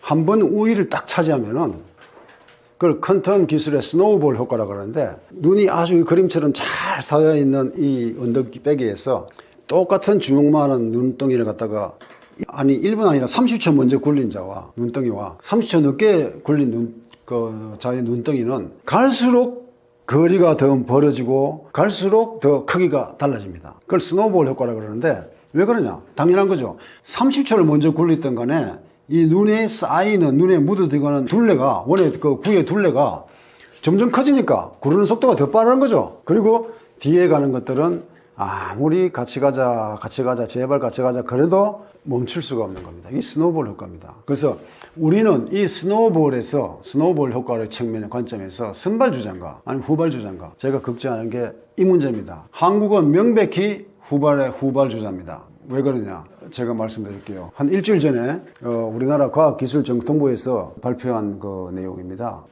세계 주요국의 양자기술 수준을 만들었는데, 미국이 100으로 볼 때 양자 컴퓨팅은 중국이 35, 그리고 한국은 2.3입니다. 그리고 양자통신, 이게 양자 컴퓨팅, 양자 통신, 양자 센서, 이 세 가지가 양자기술의 3대 축이라고 합니다. 양자기술의 3대 축. 근데 양자통신은 미국은 84.5, 양자통신에서 중국은 82.5, 비슷하게 가죠. 양자통신에서 한국은 2.9, 양자센서는 140.9, 2.9입니다. 근데 양자통신에 중국이 이렇게 높은 점수가 올라간 이유는 묵자호라는 양자통신 위성을 발사했습니다. 그것 때문에 이 정도로 많이 올려준 거지, 사실은 전반적 기초기술들은 여전히 한 40 정도에 있을 거라고 보입니다. 한국 2.3, 양자통신에 2.9, 양자센서에 2.9. 이건 너무 심한 거 아닌가요? 왜 그러냐? 보시죠. 미국의 퀀텀 기업들, 대표적인 퀀텀 기업들의 그 투자 규모를 보면은, 벤처 캐피털 투자에서는 총 규모가 24년도에 26억 달러를 했는데, 25년도에는 10억 달러 플러스 되고 해가지고 Q1에 10억 달러 이상이 투자됐습니다. 그러니까 다시 말해 2분기, 3분기, 4분기는 모르겠고, 1분기에만 벌써 10억 달러 이상이 지금 퀀텀 컴퓨팅 기업에 투자됐다는 집계가 있고요. 퀀텀 시스템 매출, 이건 뭐 됐고, 퀀텀 기업들의 매출이 이미 퀀텀 컴퓨팅 분야에서만 6억에서 7.5억이 2004년도에 일어났고, 25년도에 보면 1분기에만 12.5억 달러로 작년 대비 128%가 성장했습니다. 그 사이퀀텀, 컨티눔, 아이온큐, 우리나라 정부에서 아이온큐하고 이제 무슨 아이온큐 양자 컴퓨터를 사들여서 실험하게 주겠다네요. 근데 이 기업들의 한 1기업의 투자 액수가 연간 10억 달러, 11억 달러, 그리고 IBM은 1,500억 달러 투자합니다. 향후 5년간. 그리고 퀀텀 컴퓨팅 인코퍼레이션은 2억 달러. 그리고 정부도 또 6,500만 달러에 40억, 2025년에 30년, 5년간 40억 달러를 투자하겠답니다. 한국 가계부 수준 한번 볼까요? 2025년에 약 1.36억 달러. 원래 퀀텀 스타트업 지원에 1,400만 달러를 배정했습니다. 그리고 민간 기업들 총투자 규모를 볼 때, 이건 관주도고, 볼 때 약 4천만 달러, 0.4억 달러입니다. 억 달러로 비교했을 때. 이러니까 무슨 게임이 되겠습니까? 근데 퀀텀 컴퓨터에 인재가 있습니까? 전문적으로 한 사람들이 미국에 유학 가서 좀 배운 사람들 말고는 또 누가 있습니까? 그 사람들 이제 옛날처럼 디지털 반도체 했던 수준으로 막 돌아서 일할 수 없어요. 미국에서는 엄격한 규제를 하고 있습니다. 유학도 제대로 안 받아주고 그쪽으로는. 이러니 한국이 차기 퀀텀 문명 시대에 어디로 갈지 걱정스럽기 짝이 없습니다. 그래서 이제 퀀텀 기술 분야에서 그렇고 후발주자고, 그리고 지금 현재 마르라고 협정하고 있는 미국의 마르라고 협정과 골든돔을 강력히 추진하는 트럼프, 그리고 트럼프가 다 못하고 나가더라도 제가 보기에는 미국은 어쩔 수 없이 이리 갈 수밖에 없다. 퀀텀 기술의 산업 구조가. 그렇게 보는데, 우리나라는 이런 그 구조, 미국의 동맹국 구조를 한번 볼까요? 아까 말했던 I2, U2, 인도 중동 해랑, 사우디, 이스라엘, 아브라함 협정국. 그리고 태평양에는 한국, 일본, 대만, 필리핀, 인도 이런 사람들이 쿼드를 만들어내고 미군 동맹국들로 만들어져 있는데 우리나라는 쿼드에도 안 들어갔습니다. 쿼드 국가도 아니에요. 쿼드란 4개 국가를 말하는 건데 일본, 미국, 호주 그리고 어딥니까? 인도입니다. 한국은 도로라는 초청을 받았는데 그 초청장을 거부했습니다. 그리고 오커스 바로 오스트레일리아, UK, 미국, US 이게 전 세계 대서양과 태평양을 통틀어는 동맹입니다. EU, UK, 호주, 캐나다, 나토, 뉴질랜드. 그리고 마지막으로 지금 트럼프가 열심히 추진하고 있는 게 그린랜드 북극권입니다. 북극 항로를 걷다가 구축하기 위한 것. 그리고 경제적으로는 우크라이나, 그 멕시코 이쪽에 경제권과 또는 희귀광물 그리고 여러 가지 천연 자원들을 확보하는데 온갖 신경을 다 쓰고 있습니다. 여기에 우리는 하나도 대한민국이 보조를 맞추지 못한다면 앞으로 우리 미래 세대가 살아갈 그 날들이 걱정스럽지 않을 수 없다. 그래서 우리도 좀 바짝 긴장하고 바짝 정신 차려서 이 문명 전환기를 잘 건너가자. 이런 말씀 드리기 위해서 여러분들 앞에 이야기를 하고 있습니다. 클린턴 때 중국이 이제 완전히 개방하고 WTO의 그 세계 무역기구에 가입하게 되죠. 그러면서 우리는 세계 시장에 발을 담그겠다는 선언을 한 셈이고요. 클린턴은 이야 진짜 이거 우리 미국 자본들이 투자할 데도 없고 뭐 여러 가지 그 기회가 많이 시장이 수축되는 중이었는데 대어를 한 마리 잡았다. 이런 거 진짜 이 정도로 기뻐했어요. 중국이 세계 시장에 나와서 미국과 무역하면은 미국은 어마어마한 돈을 벌 수가 있을 거다. 이렇게 말했고 그걸 또 가는 여러 기회 있을 때마다 연설에서도 강연에서도 그렇게 이야기했죠. 그래서 그 미국의 젊은이들은 그 당시에 중국이 마치 그 옛날 그 서부로 금맥을 찾아 나서던 그 러시 같은 그런 꿈을 꾸었었습니다. 그 클린턴 때. 그만큼 중국을 개방하는데 클린턴이 좋아했고 그 이후인 오바마 때는 될 수 있으면 중국의 성질을 건드리지 않고 중국의 그 비위를 맞춰가면서 오냐 하면서 이제 중국을 달래오는 스타일의 정책을 썼죠. 그런데 중국이 미국에게 큰 시장이었고 미국이 경쟁력을 잃어가고 인건비가 비싸지고 물가가 비싸지고 그러면서 경쟁력을 잃어가던 미국 제조업의 아웃소싱, 옵쇼링 그러니까 해외의 생산 기지로서 중국은 아주 중요한 그런 국가다. 세계의 공장이다. 여기에 대해서 이해를 단 사람은 그 당시 트럼프 취임 때까지만 하더라도 별로 없었습니다. 근데 트럼프는 한 가지 이상하다 이거 중국은 클린턴 때부터 시장을 개방한 클린턴 때부터 오바마에 이르기까지 계속 미국이 불공정 무역이다. 이거는 너무 불공정한 그 경쟁 아니냐 같은 그 세계 시장에서 이거 좀 고쳐달라 하던 게 있습니다. 그게 몇 가지가 있는데 잘 알려진 바에 되면 지식재산권. 이거 너무 막 불법 카피하고 막 난리 보내고 이런 것들. 그리고 또 시장도 일부 상품 시장 그리고 미국에 수출할 시장만 개방하지 말고 자본, 외환 이런 것까지 전부 다 시장을 좀 개방해라. 그래가지고 미국도 같은 그 완전 개방된 시장을 좀 우리가 같이 한번 누려보자. 그 환율도 너희들 그냥 고시 환율, 환율 자유화도 아니고 시장에 맡기던 환율도 아니고 그냥 인민은행에서 고시하면 그걸 그대로 따라가는 환율. 그래서 미국에 대한 제품이 조금 경쟁력이 약하다 싶으면 환율을 뚝 떨어뜨려서 수출 경쟁력을 만들어내고 이러니 우리가 무역 적자가 될 수밖에 없지 않느냐. 이제 트럼프는 이런 데에 대해서 상당히 그 불만을 갖기 시작했어요. 중국이 그 시장이 중요하다는 그 인식에는 변함이 없었으면서도. 그래서 중국에게 시장 개방, 환율 자유화, 특히 자본시장 개방을 강력하게 요구했었습니다. 취임 전부터. 그러면서 이제 취임하고 난 다음에 2017년 11월 달인가 그때 중국 시진핑과 첫 번째 회담을 하러 가게 되는데 그 회담에서 시진핑은 그냥 트럼프를 그렇게 아주 환대를 했는데 막 그냥 대접하고 이런 걸 환대를 했는데 트럼프가 요구하는 그런 조항에 대해서는 거의 안 들어줬어요. 그냥 무시하는 전략으로 나갔습니다. 그리고 3일째 시진핑 방문, 국빈 방문 3일째 되는 날 마지막 회담이 예정돼 있었는데 그 시장에서 시진핑은 그 회담에 시진핑은 나오지 않고 리커창을 대신 내보냅니다. 그 당시 중국의 수상이죠. 총리인 셈이죠. 리커창을 내보내서 트럼프를 회담에 상대를 하게 만드는데 거기서 트럼프 팀은 이런 불공정 무역 조건들을 시정해 줄 것을 강력하게 요구했죠.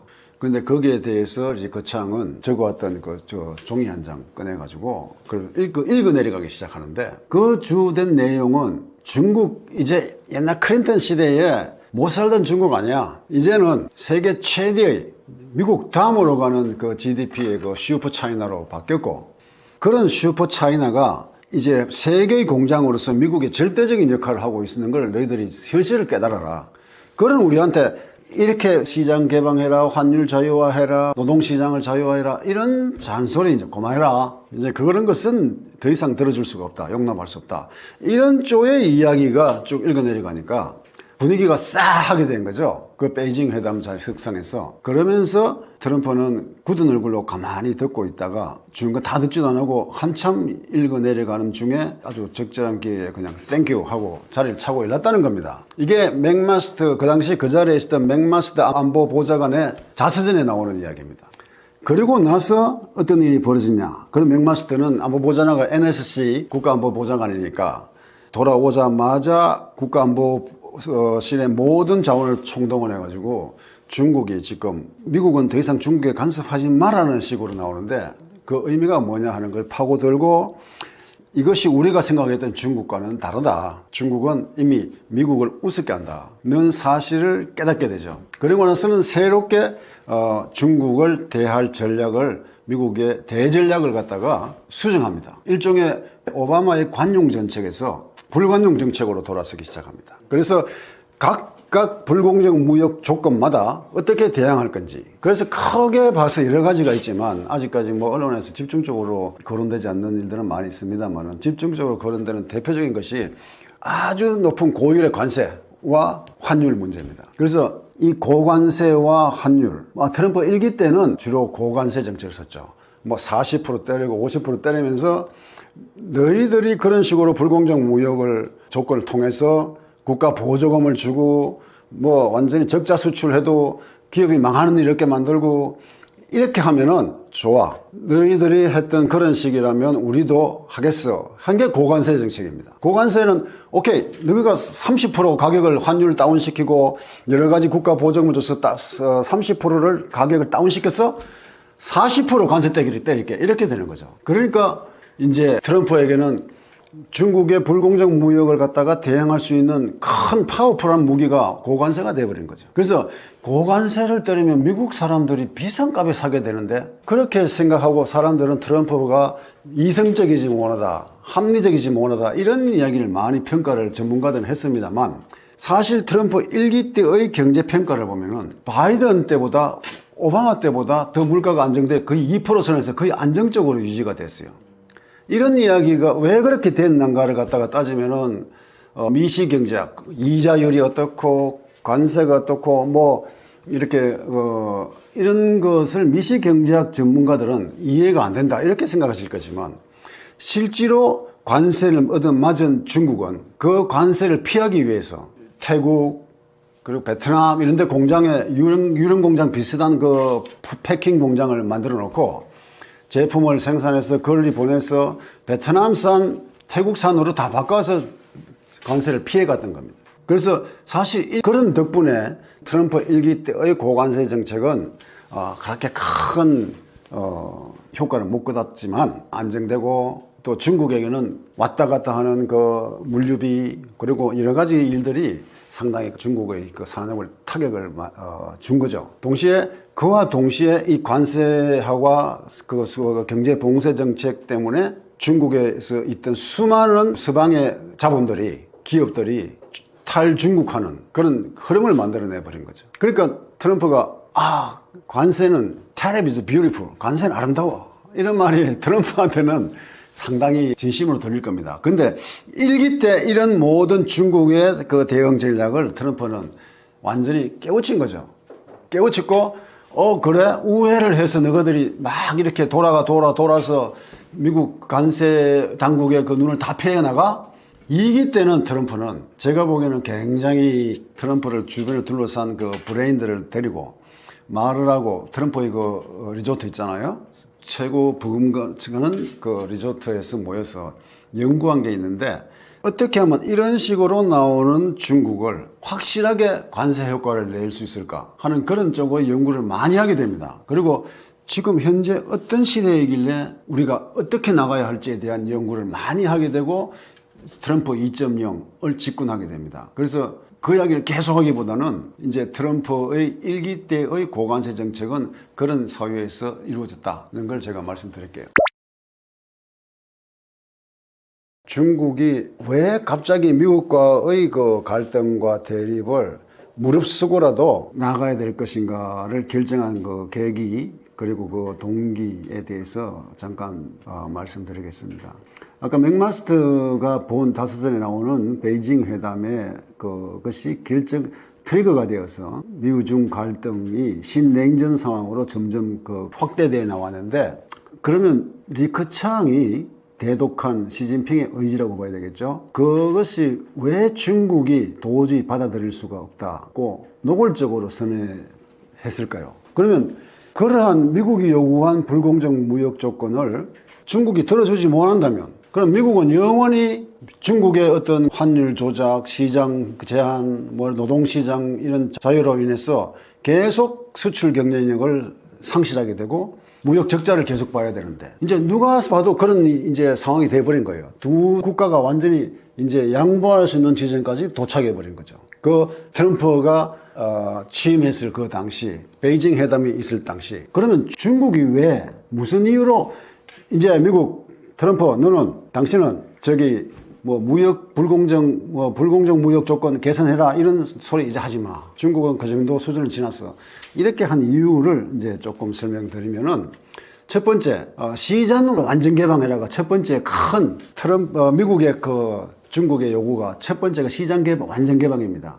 시장 완전 개방이라는 것이 뭡니까? 시장을 완전히 개방하려면은 중국의 그 중국 공산당 CCP라고 하는 짧게는 이 CCP가 중국의 시장에 대해서 손을 떼야 됩니다. 그게 완전 개방이죠. 말 그대로 완전 개방. 다시 말해서 중국의 토지에 대해서, 중국의 기업에 대해서 중국 공산당이 갖고 있는 소유권을 포기하라는 거죠. 그게 시장 완전 개방입니다. 그럼 중국은 공산주의 체제예요. 그리고 중국의 공산당 CCP, Chinese Communist Party는 중국이란 국가보다 더 우선적으로 보유해야 될 대상입니다. 공산주의적인 사고방식에서 당은 국가보다 우선이다. 이런 건데 그 당의 기본 토대가 토지와 기업과 여러 가지 자산을 통제하는 그 능력에, 그 힘에 있는데 그걸 포기하라는 거. 이거는 시진핑의 용어를 빌리자면은 체제의 핵심 이익을 건드리지 마라. 이게 체제의 핵심 이익이라는 겁니다. 공산당의 그 성립 조건이라는 거죠. 두 번째가 그러면 트럼프가 보기에 그러네. 공산주의를 포기시키지 않으면은 이 조건은 안 되는 거구나. 환율 완전 자유화. 자, 중국 공산당이 환율을 통제합니다. 민원행에서 하지만 실질적으로 중국 공산당의 정책과 원칙에 의해서 움직이고 있는데 환율을 완전히 자유화해? 그러면은 수출 경쟁력을 어떻게 유지할 거며? 그러면 금융 주권, 환율이 시장에 의해서 국제 시장의 어떤 논리에 의해서 왔다 갔다 하면은 그 금융 주권은 우리가 중국이 어떻게 공산당이 어떻게 확보할 거야? 이런 염려가 당연히 생기죠. 환율은 그래서 조금씩 자유화해 왔습니다. 그래서 고시 환율이라는 제도까지 왔어요. 옛날에는 완전히 옛날에는 기억나실지 모르지만은 위안화가 두 가지였습니다. 외국인용 위안화, 그 내수용 위안화. 근데 이제는 통합되고 이제는 조금씩 완전히 그 민원행에 딱 정해주는 데서 고정환율제에서 이제 완전히는 아니지만 고시환율제로 넘어가긴 갔으나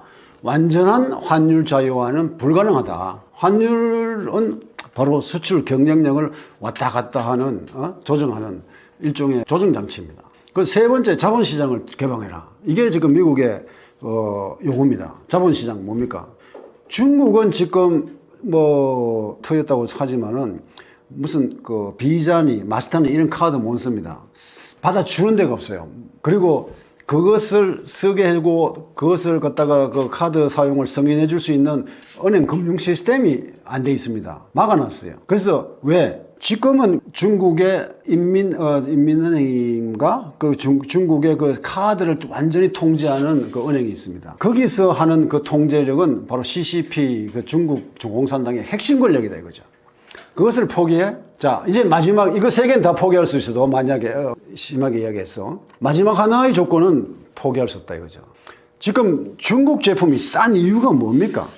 중국 제품이 완전히 그 시장을 초토화시킬 수 있는 가격 경쟁의 기본 토대는 중국 인민들이 저임금이라는 거죠. 중국 인민들이 실제로 최근의 이야기를 들어보면은 농촌에서 먹고 살기 힘들고 일자리가 없어서 도시로 올라온 청년들이 우리나라 돈으로 지금 한 20만 원 선을 받고 산답니다. 그 대신에 상해 같은 데 보면은 국제 수준의 최고 수준의 빌딩과 교통과 인프라가 움직이고 있고 그만큼 거기는 숙박, 음료, 기초 생활비가 비싸다는 거죠.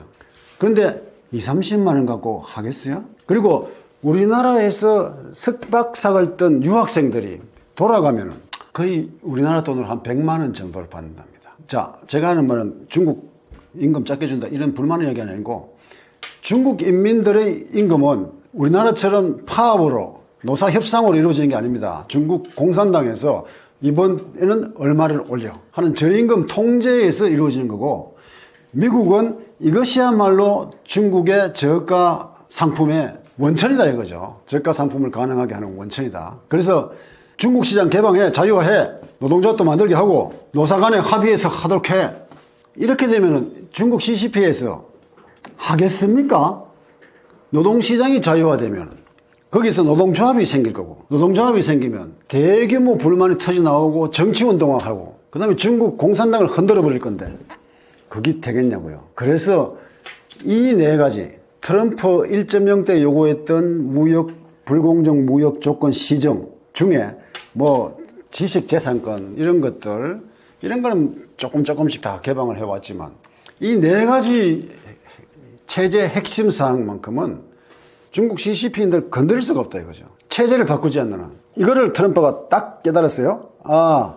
아무리 해도 중국 인민들의 저임금 누가 봐도 인권 침해지만 잘 살 수 있는 자기 노동에 대한 자기 권리를 주장할 수 있는 그런 인권 침해지만 그것을 중국 CCP에게 요구하는 것은 불가능하다. 특히 요구는 할 수 있대 중국 CCP가 그것을 받아들이는 것은 더더구나 불가능하다. 알게 된 거죠. 그러면 그 대안은 무엇이냐? 그 대안을 찾는 작업에서 고관세가 나오고 그리고 약달러와 강달러 패권 체제를 유지하려는 환율 정책이 나오고 연달아 파생적으로 나오는 겁니다. 그래서 물론 더 큰 것은 더 큰 그 이유는 트럼프가 그러한 세계 체제를 새롭게 구성하고 WTO 체제를 수정이나 폐지하겠다고 마음먹은 것은 또 다른 그 문명의 전환기라는 그 점이 있습니다. 그건 좀 이따 다시 한번 말씀드리죠. 트럼프를 일반 이해 못하는 많은 사람들은 트럼프의 정책이 서로 이렇게 충돌하고 있고 소위 말해서 어떤 정책은 시장을 부흥시키는 정책이고 어떤 정책은 다운시키는 정책이고 어떤 정책은 이렇게 플러스 마이너스가 서로 상충해서 도대체 트럼프가 뭐를 노리고 있는지 그 속내를 모르겠다 이렇게 이야기하는 사람들이 아주 많습니다. 그래서 제가 트럼프가 어떤 때는 하버드를 때리고 어떤 때는 중국을 때리고 어떤 때는 패권 뭐 이런 것을 주장하다가 어떤 때는 약달러를 이야기하고 달러 패권과 약달러는 거의 서로가 배치되는 그런 정책이거든요. 그러니까 사람들이 정말 트럼프를 이해를 못하겠다 이런 이야기들이 평가가 많습니다. 그런데 트럼프는 우리가 이해를 해야 돼요. 왜냐하면 거의 세계에서 거의 미국이라는 위치가 거의 패권적 위치가 더 강화되고 있는 상황이고 그런 상황에서 이 트럼프를 이해 못하고 우왕좌왕하다가는 과거의 세계화라는 현상을 이해 못해가지고 그냥 기업들이 멋대로 외화를 단기 외채를 빌리고 하다가 얻어맞은 그 외환위기 같은 일을 똑같이 당하게 된다 이 말이죠. 지금도 제가 보기에는 굉장히 중요한 시점에서 트럼프를 이해하는 것은 미국이 나가고자 하는 지금부터의 장기 전략 전략을 우리가 이해하는 길이다. 그리고 미국의 장기 전략을 제대로 이해하고 정확하게 정교한 우리의 대응책을 짜내는 것이 한국의 어떤 생존 전략의 필수적인 지금 요소다. 제가 이렇게 말씀드리고 싶습니다. 그래서 지금부터 트럼프의 행동들, 정책들, 그리고 발언들, 이런 것들이, 광인 전략이다. 광인 전략이 말이 편해서 그렇지, 점잖아서 그렇지, 미친개기 전략이라는 얘기잖아요. 그런 것들을 깔끔하게 정리할 수 있도록 한번 이야기를 드리고 싶습니다. 첫 번째, 트럼프는 지경학적 전선, 지경학이라는 것은 지오 이코노믹스, 그러니까 경제적인 문제를 어떤 진영에 나누어서 하는 그런 하나의 전략들, 소위 말해 경제 패권의 문제입니다. 지경학적 직접 전선과 지정학적 전선, 정치, 군사, 외교적 패권에 관한 문제입니다. 그리고 하나는 이념 패권을 노리는 이데올로기 전선. 이 트럼프는 이 세 가지 전선을 가지고, 이 공식을 가지고 트럼프의 행동과 정책을 보면 명확하게 트럼프가 무엇을 노리고 있는지 아주 잘 보입니다. 지경학적 전선에서 트럼프는 더 강한 글로벌 공급망, 여기서 중국을 하나의 세계 공급망 네트워크에서 배제해버리겠다. 그리고 제조업의 시스템을 미국으로 옮기겠다는 걸 갖고 있습니다. 그래서 첫 번째는 고관세 정책입니다. 고관세 정책과 그리고 고관세 정책을 통해서 중국을 공급망에서 배제하겠다. 소위 100%, 140% 이런 관세라는 게 말이 안 되잖아요. 말이 안 되는데 그렇게 하는 것은 중국에게 자기 의사를 정확히 보이는 겁니다. 너희들이 계속 이런 식으로 불공정 무역 조건에 대한 수정 계획 없이, 그리고 내가 요구하는 시스템에 대한 수용 없이 중국 너희들은 아예 미국 시장에 들어올 생각도 하지 마, 이거거든요. 두 번째는 그러면서도 앞으로 미국은 약한 달러, 그리고 약달러를 갖다가 유지해야 돼. 그럼 약달러를 유지할 때 이 말은 무슨 말이냐면 중국이 이때까지 환율을 낮추고 약한 위안을 만들어서 미국으로의 수출 경쟁력을 이겨왔잖아요. 미국 시장에서 중국에 팔리게 만들고, 중국의 마켓에 가면은, 몰에 가면은, 미국의 몰에 가면은 거의 중국 제품들이 판을 치는. 왜냐면은 그게 싸니까. 그리고 또 시간이 가면서 품질도 어느 정도 많이 좋아졌으니까 미국 소비자들이 그걸 선택하는 거죠. 선택하니까 공급자들이, 수입자들이 갖다 대는 거고. 트럼프는 그런 환율 조작, 위안화를 낮춰주는 환율 조작, 관세를 올리면 환율을 더 낮춰주고 우회하고 이런 것들 장난을 중국이 더 이상 계속한다면 이제 중국은 우리하고 장사하지 말자 이야기입니다. 장사하지 말자. 무슨 소리야? 무역 적자가 약한 중국의 환율 조작 때문이었다고? 그래서 약달러를 하자고? 그러니까 이제 이 미시 경제에 아주 환율이나 또는 이자율이나 국채 이자나 이런 거에 관심이 많고, 그런데 딱 시야가 갇혀 있는 이 미시 경제 분석가들, 주식 시장을 분석하고 이런 사람들이 보기에는 이거 말이 안 되잖아. 약달러를 하게 되면은 달러에 대한 신뢰가 잃어버리고 누가 달러에 투자해? 이제 이렇게 나오는 거죠. 그리고 누가 미국의 국채를 사? 그렇게 나오니까 이제 트럼프 보고 말이 안 되는 이야기를 했어. 이런 이야기 평가가 많습니다. 그런데 사실은 달러 패권이, 미국이 달러 패권인데 약달러를 하면서도 트럼프는 더 강한 달러 패권을, 더 강한 달러가 아니고 더 강한 달러 패권을 갖다가 구축하겠다는 거죠. 그럼 이 두 가지는 명백히 배치됩니다. 왜냐하면 달러 패권이라는 거는 달러를 전 세계 국가가 다 쓰도록 하는 세계 시장의 공용 화폐로 만드는 게, 기준 화폐로 만드는 게 바로 달러 패권이잖아요. 그런데 이 달러 패권을 갖다가 더 강하게 장악하면서 달러 자체는 약달러로 만들겠다.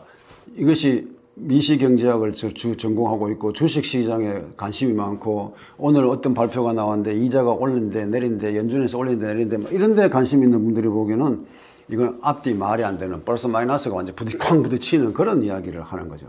그래서 사실은 달러 패권을 위해서는, 그 사람들이 그렇게 이야기하는 건 충분히 이해가 갑니다. 달러 패권을 위해서는 달러가 공급이 잘 돼야 되는데, 세계 시장에 각국이 달러 유동성이 충분할 정도로 달러를 갖다가 각국 중앙은행이 리저브, 그러니까 비축해 두고 있고, 여기서 서로 물건을 사고 팔거나 지급하고 할 때 필요가 있을 때 달러를 지급해주는 이런 것들이 유동성이 아주 풍부해야 됩니다. 이 미국이 달러를 세계시장에 공급하는 메커니즘, 그 구조는 무역 적자를 통해서 밖에는 없습니다. 아니면 무역 적자를 갖다가 미국이 무역을 적자를 보면은 그 무역에서 다른 상대국은 달러를 벌게 됩니다. 흑자를 통해서. 그럼 그 달러가 국내로 들어오면 그것을 중앙은행에서 비축하고 민간으로 뿌리고 이런 일들이 벌어지게 되는데, 그런데 이 달러 패권을 갖다가 유지하면서 약달러를 하겠다는 것에 대해서 트럼프는 가능해. 일반 그 전통적 그 미시 경제학자들은 불가능이야. 그러한 그 불가능한 그것을 이루어내려는 것 갖다가 전문 용어로 트리핀 딜레마라고 이야기하는데, 무역 적자 없이는 달러 패권이 유지될 수 없어. 미국은 억울해도 무역 달러 패권을 유지하려면은 무역 적자를 봐야 돼. 이런 이야기인데 트럼프는 아니야. 그 달러 패권은 절대 포기할 수 없어. 달러 패권이야말로 미국을 상징하는 그 체제야. 그런데 약달러를 해서 무역 적자 안 하겠어. 우리가 지금 무역 적자 경상수지 흑자로 해서 지금 국가 부채가 얼마인데 1조 2천억 달러 정도 돼요. 한 1년에 나가는 그 이자가 우리나라 그 670조 정도의 그 국가 예산이니까 1년에 우리나라 국가 예산이 다 날아갑니다. 그만큼 엄청난 경상수지 적자와 무역 적자를 보고 있는데, 이것을 막을 길을 이제 하나의 그 국가 간 WTO 체제에서는 불가능하니까 국가 간의 양자 간 국가 체제로 해서 이걸 만들어내겠다는 게 이제 지경학 전선에서의 그 경제 패권입니다. 우리는 이거를 한마디로 마르라고 협정이라고 이야기하고, 이 트럼프는 궁극적으로 마르라고 협정에 각국 그 주요 국가들을 서명하게 만들고 가입하게 만드는 게 그 이번 이 트럼프 2.0의 주된 전략 목표입니다. 그래서 그럼 어떻게 약달러, 강한 달러 패권, 그리고 이거 새 공급망을 갖다가 갖고 올 거냐 하는 거에 대해서 잠깐 간단하게 말씀드리면, 트럼프는 첫 번째가 미국에 지금 텅 비 있는 러스트 벨트, 제조업이 다 지금 중국으로 날아가고 해외로 날아갔는데 이 제조업 다시 다 들어와야 합니다. 자동차 산업, 철강 산업, 뭐 여러 산업들 다시 옛날에 그 재래식 전통 산업들 다 다시 들어와. 그리고 그것 때문에 우리 현대 자동차도 나갔고 현대 제철도 나갔잖아요. 현대 자동차가 지금 그 조지아에 그 지어놓는 그 자동차 공장을 보니까 우리 한국의 현대 자동차의 한 2배 정도 규모인데, 그 2배 정도 규모의 행정직하고 다 관리직 다 합치고 현장직까지 다 합쳐서 한 800명 정도밖에 안 들어가요. 나머지는 뭐냐, 전부 다 로봇이에요. 로봇은 자본제죠. 이거는 인건비가 들어가는 게 아니고 한번 사놓으면은 완전히 그 녹슬어 망가질 때까지 아무 불평 없이 24시간 계속 일하는 존재죠. 전부 로봇이 들어가서 검사는 그 보스턴 로보틱스의 개처럼 생긴 것들이 다 검사하고, 용접 잘 됐는지 검사하고, 칠 잘 됐는지 검사하고, 그리고 또 부품을 갖다가 옮겨주는 것들, 선별하는 것들, 정리하는 것들 다 휴머노이드들이 하고 이런 상황입니다. 그러니까 미국이 인건비 높아서 제조업 안 돼 하는 말은 이제 옛말이 돼버렸대. 오히려 그러한 일들로 인해서 기존의 다른 그 공장의 그 노동자들, 근로자들보다 더 높은 임금으로 그 800명들을 고용하고 있다는 거죠. 그래도 충분히 남는다. 두 번째, 로봇들은 파업 안 합니다. 다시 말해서 로봇이 좀 더 상했구나, 노후화됐구나, 폐기하면 그만입니다. 다시 말해서 완전히 그 불법적인 그 해고, 재판하고 뭐 파업하고 이런 일 없다는 거죠. 그럼 이게 어떤 사람은 물을 겁니다. 그게 좋은 일이야? 좋을 수도 있고 나쁠 수도 있죠. 그 이야기는 이제 여기서 할 문제는 아니고, 다음 기회가 있으면 한번 그 향후 미래 세계의 어떤 그런 구조들 한번 논해 보기로 하고요. 일단은 그런 식으로 해서 트럼프의 미국으로의 제조업 초빙, 온쇼어링이라고 하는데, 그것이 차근차근 제대로 잘 진행되고 있다는 거죠.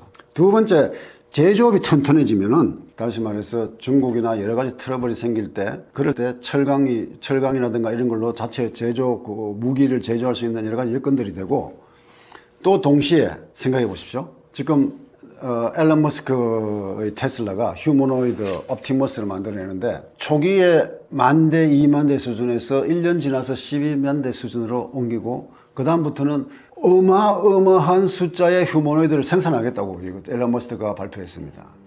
그 이야기는 뭐냐면은 퀀텀 컴퓨팅 시대가 돌아오고, 그 퀀텀 컴퓨팅에 기반한 AI가, 인공지능이 발달하게 되면서 이 로봇이 과거의 로봇이 아니다 이거죠. 그냥 뭐 덤블링이나 하고 그런 깡통 로봇이 아니라는 거죠. 이미 사람보다 더 똑똑한 자율성을 가지고 일을 하는 로봇이라는 거죠. 그러니까 이런 로봇들이 어마어마하게 많아지고 각 가정마다 한 대, 두 대씩 갖다 놓고 누구는 설거지 시키고 누구는 청소시킬 건데 누구는 쓰레기 버리러 가고 이렇게 할 그런 시장을 미국이 제조업이 없다면, 제조업 기반이 없다면 누가 하겠습니까?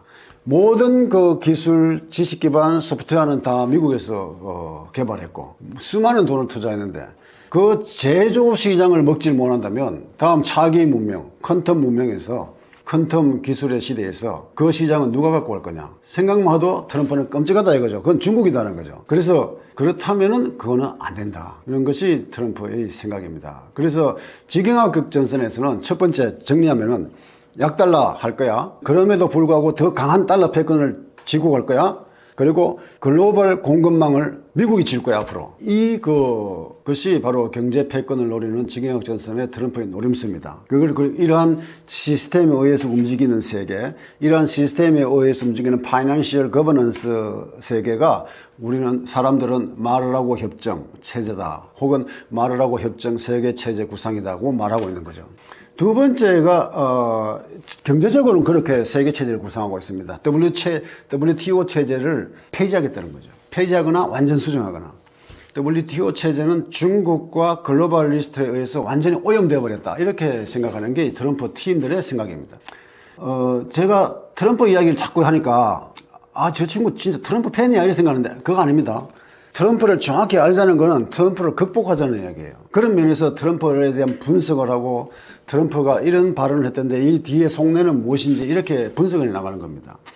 트럼프 여러 발언과 정책들을 모아가지고 그가 군사, 외교, 정치, 경제적으로는 정치, 군사, 외교적으로는 어떤 세계를 어떤 그 질서를 꿈꾸고 있냐 이걸 한번 해보면 한마디로 딱 골든돔 전략이다. 다시 말해서 골든돔은 이미 여러분들도 아마 언론을 통해서 많이 잘 아실 것 같은데 이게 골든돔이죠.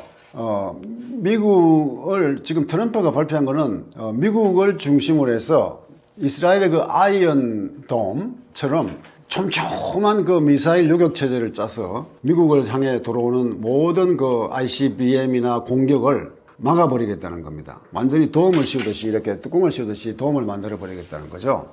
그래서 미국을 어떤 외부의 적으로부터 철저하게 철통처럼 막아버리겠다는 게 골든돔입니다.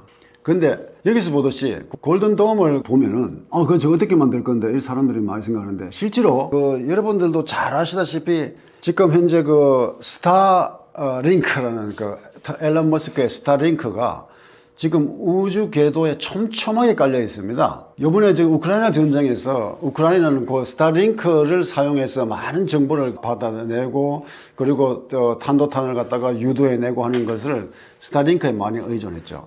그런데 그 스타링크는 민수용, 민간용이고 그리고 스타쉴드라는 게 있습니다. 이 스타쉴드는 군용입니다. 모든 들어간 부품이나 또는 그 작전 범위가 군대의 밀리터리 유스에 알맞게 적화되어 있는 게 스타쉴드입니다. 이 스타쉴드가 이 우주궤도 지금 저궤도 위성궤도에 거미줄같이 깔려 있습니다. 지금 이미 그렇게 만들어 놨어요. 미국이 앨런 머스크가 민간 기업이. 그런데 그 스타쉴드와 스타링크를 갖다가 잘 이용해서 어디서 지구 어디서 뭐가 떠난지를 개미 한 마리까지 움직이는 것까지 감시하겠다는 거죠. 그리고 만약에 예를 들어서 북한이 ICBM을 딱 발사하는 순간이나 발사대를 딱 드는 순간에 이미 포착해서 거기에 대한 요격과 지상 요격과 우주 요격까지 감행하겠다는 겁니다. 그래서 지금 당장은 성능이 약해서 우주 요격 위성이 아직은 안 되는데 물론 지금도 우주 요격은 직접적인 직격 그러니까 미사일을 사용해서 직격하는 것은 지금 우주에도 지금 요격 위성이 됩니다. 그런데 앞으로 트럼프는 강력한 레이저를 써서 우리 스타워즈에 보는 그 시스템을 그대로 구현하겠다는 거죠. 그런데 그 레이저의 그 위력이 우리나라 군대들도 그걸 개발했다 해서 들어오는 불태워버리는 걸 갖다 보여주긴 봤습니다만 미국의 회사에서 만드는 레이저는 진짜 어마어마한, 물론 공장의 그 지상의 그 설비에서 만들어내는 거니까 어마어마한 레이저의 성능을 보이고 있습니다. 다시 말해서 위성에 그런 전력을 실을 수 있느냐 하는 문제지, 레이저의 그 성능은 이미 그만큼 다가가 있다. 그래서 이런 그 골든돔 전략입니다. 그런데 한번 이거 미국이 이제 이 그림은 조선일보에 나오는 그 개념도입니다. 그 제가 그냥 따갔었는데, 그런데 만약에 이걸 좀 생각을 좀 확장해 보시죠. 만약에 미국만이 아니라 위성은 전 세계 전 지구를 감싸고 있으니까, 자, 마르라고 협정에 서명하는 나라들은 우리가 지켜줄게. 지상에 있는 방위비는 올려. 뭐 GDP의 2% 지금 현재까지 협의했지만 5%까지 올려. 지상의 방위는 너희들이 각국은 자기가 책임져. 단 탄도탄이나 여러 가지 어떤 요격 체계에 의한 그러한 습격, 그러한 공격은, 외부로부터의 공격은 우리 골든돔이 막아줄게. 전 지구를 감싸는 골든돔이 될 수도 있다는 거죠. 그렇게 볼 때 생각해 보시죠. 만약에 우리나라가, 북한은 핵을 갖고 있고, 우리나라는 좀 적절한 표현이 아닌지 모르겠지만, 제가 그 비유가 아닌지 모르겠지만 하여튼 해봅시다. 북한은 핵을 갖고 있고 우리는 핵이 없어요. 핵을 가진 자와 핵을 가지지 않은 자는 거의 어른과 애의 싸움입니다. 그래서 비대칭이라고 하죠. 비대칭 전략이라고. 그런데 트럼프가, 자, 마르라고 협정에 서명하면은 약달러와 강달러 체제, 강달러 패권을 만드는데 서명하고, 그러면은 우리가 골든돔으로 완전 골든돔 우산을 씌워줄게. 이러면은 우리나라가 과연 그 마르라고 협정에 크게 손해도 안 볼 거 서명 안 하겠습니까? 만약에 I2, U2 같은 중동의 평화협정을 맺었던 국가들이 거기에 서명 안 할까요? 그렇게 됨으로써 트럼프는 이 골든돔 전략과 지정학적 전략과 함께 상승작용을 일으켜서 결국은 마르라고 협정 체제를 만들어낼 거라고 믿고 있는 거죠. 그런 이야기들, 세계가 지금 미중러 대전략 3대 축으로 움직이되, 거기에 또 이란을 중심으로 한 여러 불량 국가들이 지금 북한을 포함해서 지금 정신없이 돌아가고 있고, 그 대진영으로 나눠서 신냉전이 또 벌어지고 있습니다. 솔직히 말씀드리면 제가 이런 말을 하는 거는 뭐 한국적인 상황에서, 한국의 풍토적인 면에서 별로 도움이 되지는 아니라고, 저한테 도움이 되지는 않으라고 보지만 신냉전에서 심각히 우려되는 상황이라고 저는 생각합니다. 한국이. 그래서 저는 이 책을 신냉전 퀀텀 패권 쟁탈전이라 해서, 신냉전이라는 개념을 그 본질이 뭐냐, 이게 무슨 옛날처럼 자본주의냐 공산주의냐 이런 싸움 아니다. 이 퀀텀이라는 문명 전환기에 이 패권을 장악하고 다음 질서의 지배적인 그 국가 위상을 누리기 위한 피 터지는 싸움을 지금 세계가 벌이고 있는데, 우리는 돌이켜보면 참 답답한 점이 굉장히 많죠. 일일이 다 말하다가는 안 되겠고, 여러분들 다 잘 알고 있을 거라고 보이지만, 이런데 좀 더 가도록 의사만 만들려고 하지 말고 양자 물리학에도 좀 관심을 갖고, 좀 이 사회 전체를 위한 거대 담론을 좀 더 개발해내고, 이 시기가 그런 게 필요한 시기입니다. 바로 문명 전환기, 퀀텀 모프의 시기, 퀀텀 모프 스트레스가 아주 강력하게 작동하는 시기. 이 시기에 우리가 함께 대한민국 후가 미래에 아주 안전한 항구에 잘 정박할 수 있도록 함께 노력해 보는 게 좋겠다. 그래서 이 책 꼭 한번 읽어 주시기 바랍니다. 이 책에 그 모든 이야기들이 다 쓰여 있습니다. 단지 트럼프에 관해서만은 이 책 쓰던 시기가 트럼프 당선 이전이니까 거기엔 조금 부족하게 써 있지만, 트럼프 일기 때 트럼프가 무엇을 성취하려고 했는가는 여기 다 나와 있습니다. 그래서 트럼프 좀 미쳤다, 미친 놈이다 이런 얘기 하지 말고 이해해야 됩니다. 그 사람이 뭐를 노리고 있는지, 미국이 뭐를 노리고 있는지, 우리가 그 노리는 자리에 가서 먼저 선수를 칠 수가 있고, 앞으로 문명이 이렇게 변한다면 주식 투자를 하더라도 어떤 산업이 이머징, 부흥하는 산업이고, 어떤 산업이 앞으로 장기적으로 5년, 6년 내에 깔아앉을 건지, 이런 일들을 우리가 예측할 수 있다 이거죠. 그래서 개인적인 부를 축적하는데도 거대 담론의 시각이 필요하고, 그리고 또 피해야 될 투자 대상을 결정하는데도 거대 담론의 시각이 필요하다. 꼭 한번 책 읽어보시기를 부탁드립니다.